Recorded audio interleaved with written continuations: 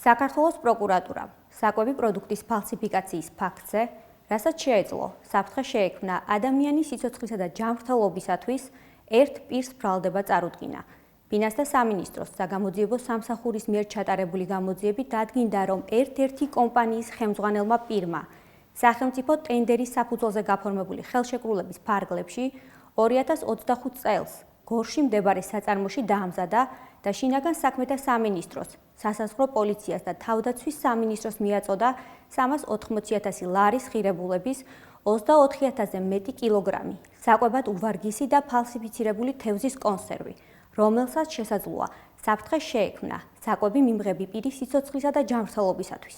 ბრალდებული მოსამართლის განჩინების საფუძველზე დააკავეს, მას ბრალდება საკვები პროდუქტის ფალსიფიკაციის ფაქტზე წარედგინა, რასაც შეეძლო საფრთხე შეექმნა ადამიანის სიცოცხლისათვის და ჯანმრთელობისათვის, რაც საშელის სახე და ზომად 5-დან 7 წლამდე თავისუფლების აღკვეთას ითვალისწინებს.